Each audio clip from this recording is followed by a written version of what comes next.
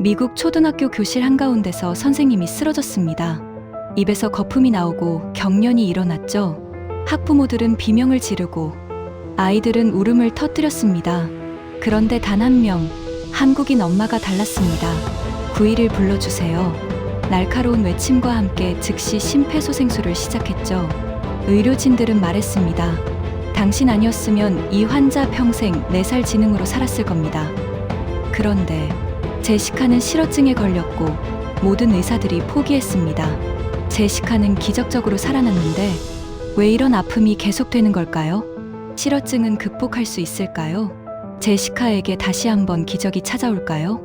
지금부터 미국을 감동시킨 그 이야기를 시작합니다. 대한민국 최고라고 댓글 달아주세요. 짠한국 이야기 구독과 좋아요는 큰 힘이 됩니다. 여러분과 함께하고 싶습니다.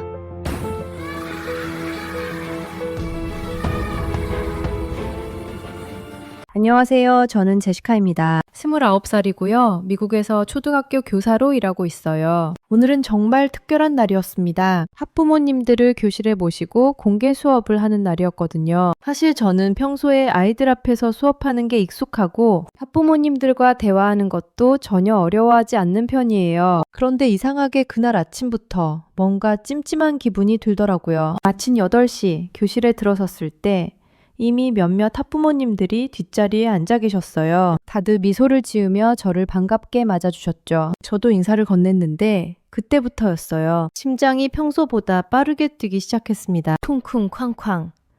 마치 가슴속에서 북을 치는 것 같았어요. 긴장한 건가? 라고 생각했습니다. 그래서 책상 앞에서 심호흡을 몇 번 크게 했어요. 괜찮아. 잘할 수 있어. 스스로에게 주문을 외우듯 되뇌었죠. 그런데 숨을 쉴 때마다 뭔가 호흡이 평소보다 가쁜 것 같았어요. 공기가 제대로 들어오지 않는 느낌이랄까요? 9시가 되고 아이들이 우르르 교실로 들어왔습니다. 오늘따라 아이들이 더 씩씩하고 예뻐 보였어요. 아마 부모님들이 오셨다는 걸 알아서 더 들떠 있었던 것 같아요. 저는 출석을 부르고 학부모님들께 다시 한번 정중하게 인사를 드렸습니다. 그리고 드디어 수업을 시작하려고 했죠. 얘들아, 주말 동안 뭐 했어요? 재미있는 일 있었나요? 제가 가장 좋아하는 질문이에요. 아이들은 주말 이야기를 하는 걸 너무 좋아하거든요. 그런데 그 말을 하려는 순간 이상한 일이 벌어졌습니다. 혀가 무거웠어요.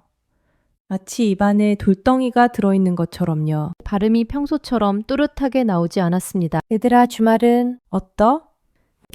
제 목소리가 이상하게 늘어지고 어색했어요. 아이들 몇 명이 고개를 갸우뚱했죠. 그러다가 제가 장난치는 줄 알고 까르르 웃는 아이들도 있더라고요. 저는 당황했습니다. 뭐지? 왜 이러지? 입술에 힘을 주고 다시 말하려고 했는데 이번엔 입이 굳어지는 것 같았어요. 말을 하고 싶은데 입이 제대로 움직이지 않았습니다. 바로 그때 뒷자리에 앉아 계시던 학부모님 한 분이 저를 똑바로 쳐다보고 계셨어요. 날카로운 시선이었습니다. 다른 학부모님들은 아직 제가 이상하다는 걸 눈치채지 못한 것 같았는데 그분만큼은 달랐어요. 인지의 어머니셨던 것 같은데 한국인이셨거든요. 그분의 눈빛이 뭔가 심상치 않았습니다. 그 한국인 어머니의 시선이 점점 더 날카로워지는 게 느껴졌어요. 다른 분들은 제가 그냥 긴장해서 말을 더듬는다고 생각하시는 것 같았는데 그분만큼은 뭔가 다른 걸 보고 계신 것 같았습니다. 저는 다시 한번 정신을 차리려고 애썼어요. 심호흡을 하고 물을 한 모금 마셨습니다. 그리고 다시 아이들을 향해 말을 걸려고 했죠. 그런데 이번엔 더 심각했어요. 입이 점점 더 굳어지면서 혀가 제 의지대로 움직이지 않았습니다. 바로 그 순간 뒷자리에서 의자가 확 밀리는 소리가 들렸어요. 911 불러주세요. 그 한국인 어머니가 벌떡 일어서며 날카롭게 외쳤습니다. 목소리가 교실 전체를 꿰뚫었어요. 다른 학부모님들이 깜짝 놀라 그분을 쳐다봤죠. 무슨 일이지? 왜 갑자기 911을? 아이들도 놀란 표정으로 뒤를 돌아봤습니다. 그런데 저는 그 목소리를 듣는 순간 뭔가 무너지는 느낌을 받았어요. 몸에 힘이 쭉 빠지면서 다리가 휘청거렸습니다. 그리고 입안에서 뭔가 이상한 게 올라왔어요. 거품이었습니다. 제 몸이 통제가 안 됐어요. 경련이 시작됐습니다. 팔다리가 제 의지와 상관없이 떨리기 시작했고 교실 바닥에 쓰러졌어요. 시야가 흐려지면서 천장의 형광등이 빙글빙글 돌았습니다. 아이들의 비명소리가 들렸어요. 선생님! 선생님! 누군가 울음을 터뜨렸고 교실이 순식간에 아수라장이 됐었습니다. 작은 발소리들이 뒤로 후다닥 달려가는 게 들렸어요. 아이들이 부모님들에게 달려가는 소리였죠. 그런데 그 와중에도 한 사람의 발소리는 달랐어요. 제게 달려오는 소리였습니다. 비켜주세요. 다들 뒤로 물러나 주세요. 그 한국인 어머니의 목소리였어요. 단호하면서도 침착했습니다. 저는 희미한 의식 속에서 누군가 제 옆에 무릎을 꿇는 걸 느꼈어요. 그분의 손이 제 목에 닿았습니다. 맥박을 확인하는 것 같았어요. 그리고 곧바로 제 가슴 위에 손을 올렸습니다. 심폐소생술이었어요. 빠르고 정확한 압박이 시작됐습니다. 하나, 둘, 셋, 넷. 리듬이 정확했어요. 다른 학부모님들의 당황한 목소리가 들렸습니다. 저분은 누구세요? 뭐 하시는 분이에요? 어떻게 저렇게 능숙하게 하시는 거죠? 누군가 속삭였어요. 민지 엄마는 원래 뭐 하시는 분이에요? 아무도 대답하지 않았습니다. 그분은 말없이 계속 심폐소생술을 이어갔어요. 저는 점점 의식이 흐려졌습니다. 소리가 멀어지고 시야가 캄캄해졌어요. 그리고 저 멀리서 사이렌 소리가 들렸습니다. 제가 다음으로 기억하는 건 구급차 안이었어요. 차가운 들것 위에 누워 있었고 산소 마스크가 얼굴에 씌워져 있었습니다. 사이렌 소리가 귓가를 찢듯 울렸고 구급대원들이 무언가 급하게 이야기하는 게 들렸어요. 그리고 그 옆에 그 한국인 어머니가 타고 계셨습니다. 제 손을 꼭 잡고 계셨어요. 괜찮아요, 선생님. 조금만 버티세요. 두 분의 목소리가 저를 붙잡아주는 것 같았습니다. 병원에 도착했을 때 의료진들이 우르르 달려왔어요. 상황이 어떻게 됐죠? 어떤 증상이었나요? 의사들이 구급대원들에게 물었습니다. 그런데 구급대원이 대답하기도 전에 그 한국인 어머니가 먼저 입을 여셨어요. 제가 환자의 증상을 처음 발견했습니다. 환자는 공개 수업 중 갑작스러운 언어장애를 보였고 곧바로 안면마비와 전신경련으로 이어졌어요. 뇌졸중 증상으로 판단해 즉시 심폐소생술을 실시했습니다. 의사들이 깜짝 놀라 그분을 쳐다봤어요. 말투가 전문가의 말투였거든요. 일반인이 할 수 있는 설명이 아니었습니다. 저기 혹시 의료 관계자신가요? 그분이 잠깐 망설이시더니 조용히 대답하셨어요. 네, 저는 지선리라고 합니다. 미국 대학병원 신경외과 의사예요. 그 순간 응급실이 잠깐 조용해졌습니다. 의사들이 서로 눈을 마주쳤어요. 신경외과 의사라고요? 그럼 이 환자를 이지선 의사는 차분하게 계속 설명하셨습니다. 환자의 언어 중추 손상이 의심되고 뇌압 상승 가능성도 있어요. 빨리 CT를 찍어야 합니다. 모든 타임은 이미 30분이 지났어요. 담당 의사가 고개를 끄덕이며 간호사들에게 지시했습니다. 즉시 CT실로 그리고 신경과에 연락해. 저는 다시 어디론가 옮겨졌어요. 기계 소리가 웅웅거리고 차가운 검사대 위에 누웠습니다. 의식은 왔다 갔다 했지만 계속 누군가 제 손을 잡고 있다는 걸 느낄 수 있었어요. 이지선 의사였습니다. 검사가 끝나고 한참 후 의사들이 모여서 이야기하는 소리가 들렸어요. 이 환자 정말 위험했네요. 뇌졸중 초기 단계였어요. 조금만 늦었어도 이지선 선생님이 아니었으면 이 환자 평생 사살 지능으로 살아야 했을 겁니다. 제 심장이 철렁 내려앉았어요. 사살 지능이라고요? 그럼 저는 그런데 그 생각을 하는 것조차 힘들었습니다. 머리가 너무 아팠고 몸을 움직일 수가 없었어요. 며칠 후 학교에서는 난리가 났다고 들었어요. 민지 엄마가 알고 보니 의사였대. 그것도 뇌수술하는 엄청난 의사래. 민지 엄마가 제시카 선생님을 살렸어. 아이들이 복도에서 수군거렸답니다. 학부모들도 믿을 수가 없었대요. 평소에 그렇게 조용하고 겸손하신 분이 알고 보니 대학병원 신경외과 의사였다니 누가 알았겠어요. 민지를 학교에 데려다주고 다른 엄마들과 커피 마시던 그 평범해 보이던 한국인 엄마가 생명을 살리는 의사였다는 걸요. 저는 병실에 누워서 생각했습니다. 만약 그날 민지 어머니가 공개 수업에 오지 않으셨다면, 만약 그분이 제 이상 신호를 알아채지 못하셨다면 저는 지금 어떻게 됐을까요? 일주일쯤 지났을 때 저는 의식을 완전히 되찾았어요. 눈을 뜨니 하얀 천장이 보였고 소독약 냄새가 코를 찔렀습니다. 병실이었죠. 옆에는 모니터가 삐삐 소리를 내고 있었고 링거줄이 제 팔에 연결되어 있었어요. 살았구나. 그게 제일 먼저 든 생각이었습니다. 손가락을 움직여봤어요. 움직였어요. 발가락도 움직였습니다. 다행이다. 몸은 괜찮은가 보다. 안도의 한숨을 쉬려는데 간호사가 들어왔어요. 제시카 선생님, 깨어나셨네요. 의사 선생님 불러올게요. 간호사가 환하게 웃으며 급히 나갔습니다. 곧 담당 의사가 들어왔고 이것저것 검사를 시작했어요. 손 움직여보세요. 다리 움직여 보세요. 눈 이쪽 보세요. 모든 게 정상으로 돌아온 것 같았습니다. 그런데 의사가 마지막으로 물었어요. 기분이 어떠세요? 지금 제 말이 들리나요? 저는 대답하려고 입을 열었습니다. 네, 괜찮아요. 그런데 소리가 안 나왔어요. 입술이 움직였지만 목소리가 나오지 않았습니다. 이상한데? 다시 시도해봤어요. 저는 역시 안 됐습니다. 의사의 표정이 굳어졌어요. 선생님, 천천히 해보세요. 제 이름을 말해볼 수 있나요? 저는 온 힘을 다해 말하려고 했어요. 머릿속으로는 분명히 말이 만들어지는데 그게 밖으로 나오지 않았습니다. 마치 목구멍에 벽이 쳐진 것 같았어요. 답답했습니다. 눈물이 났어요. 의사가 제 어깨를 토닥았습니다. 괜찮아요. 진정하세요. 뇌졸중 후유증으로 일시적인 언어장애가 올 수 있어요. 시간이 지나면 나아질 거예요. 하지만 시간이 지나도 나아지지 않았습니다. 2일이 지나고 3일이 지나고 일주일이 지나도 저는 한마디도 할 수 없었어요. 글씨는 쓸 수 있었지만 말은 한마디도 나오지 않았습니다. 그리고 더 큰 문제가 생겼어요. 발작이었습니다. 갑자기 몸이 떨리면서 경련이 일어나기 시작했어요. 하루에 한 번, 때로는 2번씩 발작이 찾아왔습니다. 그럴 때마다 간호사들이 달려왔고 약물을 투여했지만 발작은 멈추지 않았어요. 담당 의사들이 모여서 회의를 했습니다. 저는 유리창 너머로 그들을 지켜봤어요. 다들 심각한 표정으로 제 차트를 넘겨보고 고개를 저었습니다. 뭔가 잘 안 풀리는 것 같았어요. 결국 의사가 병실로 들어와 말했습니다. 제시카 선생님, 솔직히 말씀드리면 지금 선생님의 실어증과 발작의 정확한 원인을 저희가 찾지 못하고 있어요. 뇌 손상은 예상보다 경미한데 증상은 계속되고 있습니다. 조금 더 기다려봐야 할 것 같아요. 기다리라고요? 언제까지요? 저는 종이에 글씨를 휘갈겼습니다. 의사는 미안하다는 표정으로 고개를 숙였어요. 그날 밤 저는 혼자 울었습니다. 소리내어 울 수도 없었어요. 그냥 눈물만 주르르 흘렀습니다. 평생 이렇게 살아야 하나? 다시는 말을 할 수 없는 건가?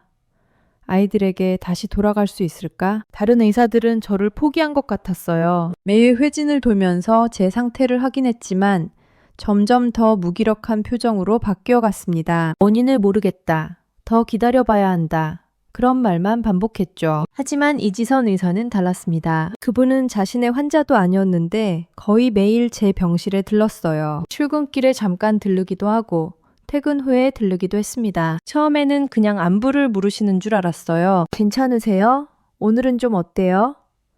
그렇게 물으시고는 한참 동안 저를 지켜보셨습니다. 그런데 어느 날 이지선 의사가 제 눈을 똑바로 들여다보시더니 이렇게 물으셨어요. 제시카 선생님, 지금 외롭지 않으세요? 저는 깜짝 놀랐습니다. 외롭다고요? 그 질문이 왜 나온 건지 이해할 수 없었어요. 몸이 아픈데 외로움이 무슨 상관이란 말인가요?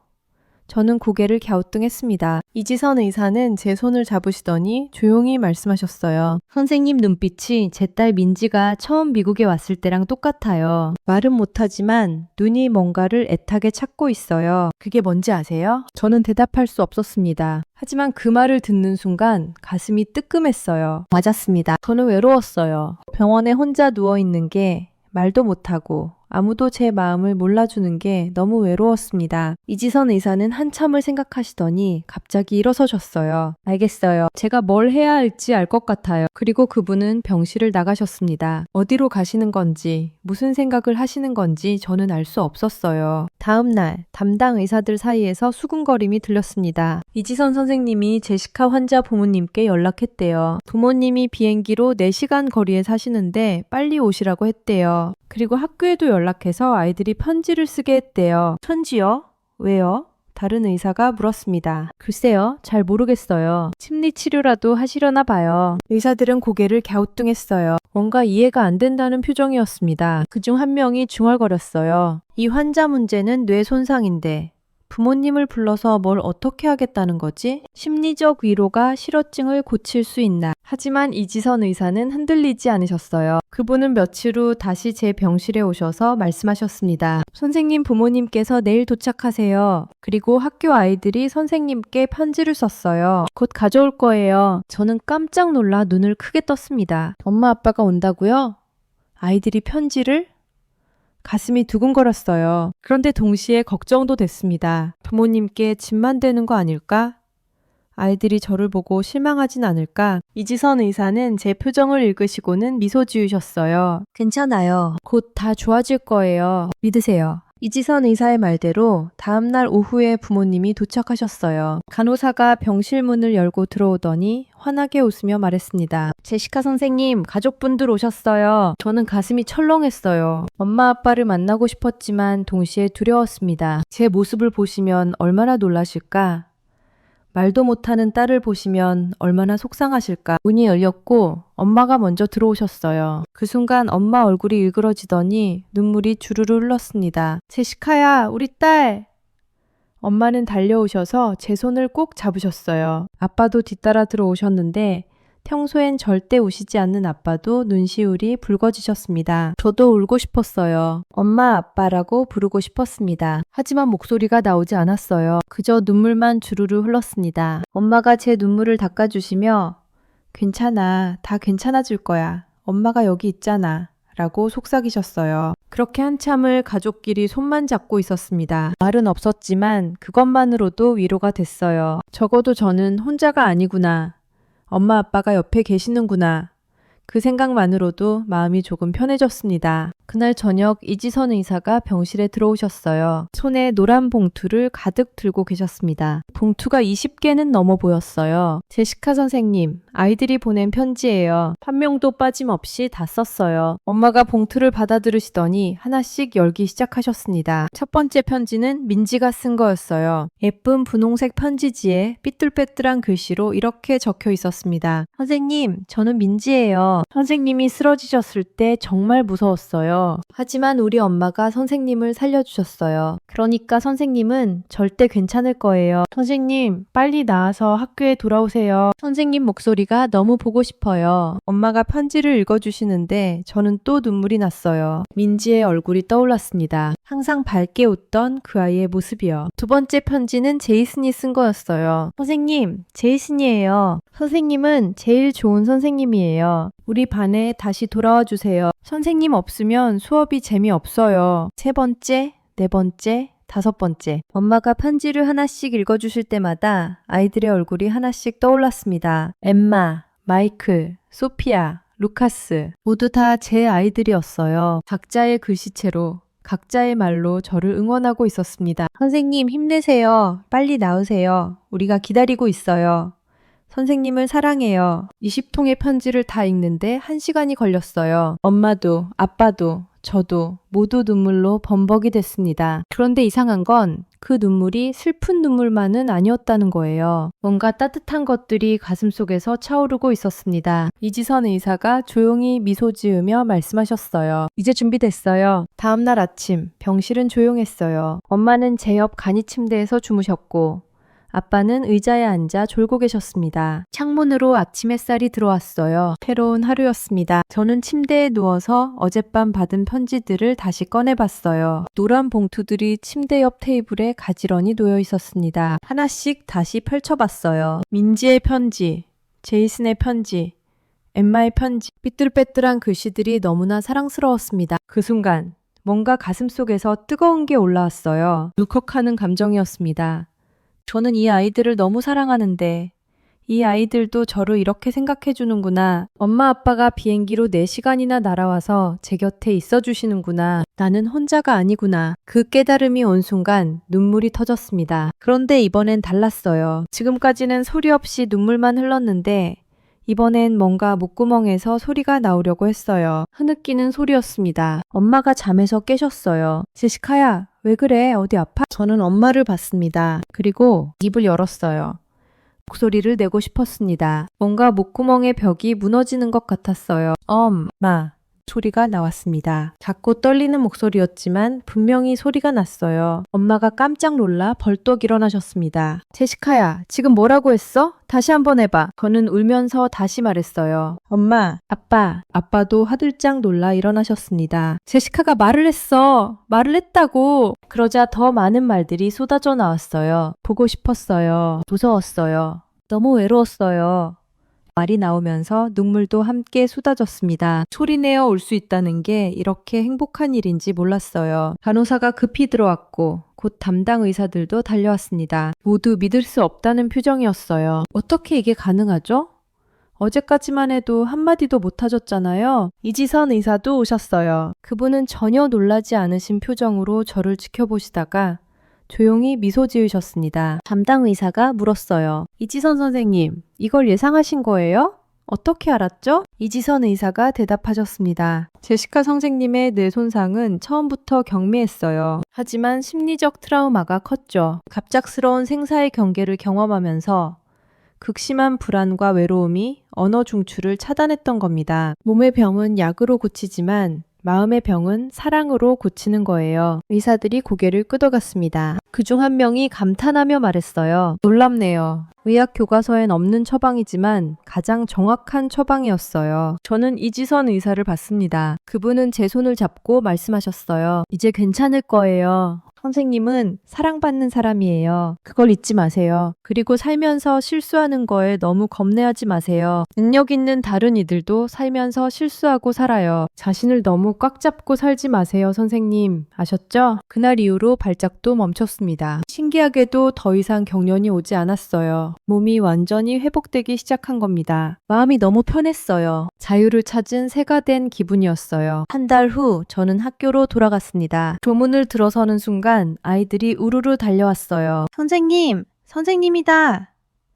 아이들이 제 주위를 둘러싸고 환호성을 질렀습니다. 민지가 제일 먼저 제 손을 잡았어요. 선생님, 정말 괜찮으세요? 이제 말도 다 할 수 있어요? 그래, 민지야. 선생님, 완전히 나았어. 다 너희들 덕분이야. 제이슨이 자랑스럽게 말했어요. 우리 편지가 선생님을 낫게 했대요.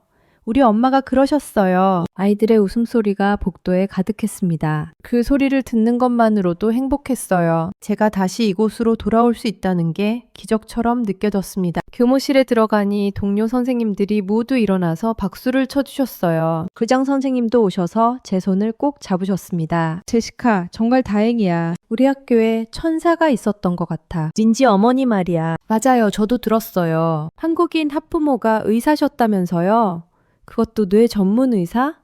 다른 선생님이 말씀하셨어요. 그분 아니었으면 제시카는 지금 여기 없었을 거예요. 학부모회에서 난리 났었어요. 어떻게 그렇게 빨리 알아보고 조치를 하셨는지 진짜 대단한 분이에요. 저는 고개를 끄덕였습니다. 정말로 그분은 대단한 분이었어요. 단순히 의학 지식만 있는 게 아니라 환자의 마음까지 읽을 줄 아는 분이었으니까요. 그날 오후 저는 이지선 의사를 만나러 갔습니다. 병원이 아니라 그분의 집으로 초대받았거든요. 문을 열고 들어가니 민지가 반갑게 맞아줬어요. 선생님, 우리 집에 오신 거 처음이죠? 네, 그렇구나. 민지야, 엄마는 어디 계시니? 거실에서 이지선 의사가 차를 준비하고 계셨어요. 어서 오세요, 제시카 선생님. 완전히 회복하셨네요. 정말 다행이에요. 저는 그분 앞에 앉아서 말했습니다. 선생님, 제 생명의 은인이세요. 어떻게 감사를 드려야 할지 모르겠어요. 이지선 의사는 손을 저으며 웃으셨어요. 아니에요. 당연한 일을 했을 뿐이에요. 의사니까요. 아니에요. 저는 고개를 저었습니다. 다른 의사들은 포기했어요. 제 몸만 봤죠. 하지만 선생님은 달랐어요. 제 마음을 봐주셨잖아요. 제가 얼마나 외롭고 두려워하는지, 사랑하는 사람들이 필요하다는 걸 알아주셨어요. 이지선 의사가 잠시 생각하시더니 조용히 말씀하셨습니다. 사실 제가 한국에서 의대를 다닐 때 배웠어요. 환자는 병든 몸이 아니라 아픈 사람이라고요. 서양의학은 질병을 치료하지만 우리는 사람을 치료해야 한다고요. 그게 진짜 의사의 길이라고 배웠어요. 저는 그 말을 듣는 순간 가슴이 뭉클했습니다. 그게 바로 한국인의 마음이구나. 실력도 뛰어나지만 사람을 사람답게 대하는 그 따뜻한 마음. 선생님, 당신이 한국인이어서 정말 다행이에요. 제가 말했습니다. 만약 선생님이 그날 공개 수업에 오지 않으셨다면, 만약 선생님이 제 증상을 알아채지 못하셨다면, 만약 선생님이 제 마음까지 치료해주지 않으셨다면 저는 지금 여기 없었을 거예요. 이지선 의사는 부드럽게 미소 지으셨습니다. 제시카 선생님도 훌륭한 선생님이세요. 아이들이 그렇게 진심으로 선생님을 사랑하잖아요. 그게 얼마나 대단한 일인데요. 지금도 학교에서는 그날 이야기가 전설처럼 내려오고 있어요. 한국인 학부모가 선생님을 살렸다는 이야기. 학부모들 사이에서도 유명해졌죠. 이지선 씨는 우리 지역의 영웅이 됐습니다. 다른 학부모들이 물어봤대요. 한국 의사들은 다 그렇게 훌륭한가요? 한국에서는 의사를 어떻게 교육하나요? 저는 이제 압니다. 한국인의 힘이 뭔지 기술과 실력만이 아니에요. 사람을 향한 따뜻한 마음, 가족을 소중히 여기는 문화, 끝까지 포기하지 않는 끈기. 그게 바로 대한민국의 자랑입니다. 저는 지금 다시 교단에 서서 아이들을 가르치고 있어요. 그리고 매번 민지를 볼 때마다 생각합니다. 역시 우리나라야. 대한민국은 정말 자랑스러운 나라야. 이지선 의사 같은 분들이 세계 곳곳에서 빛을 발하고 계시잖아요. 실력과 따뜻함을 함께 가진 사람들. 그게 바로 한국인이에요. 저는 앞으로 제 학생들에게 말해줄 거예요. 이 세상에는 훌륭한 사람들이 많이 있다고. 그 중에서도 한국 사람들은 특별하다고. 그들은 머리로만 일하지 않고 가슴으로 일하는 사람들이라고요.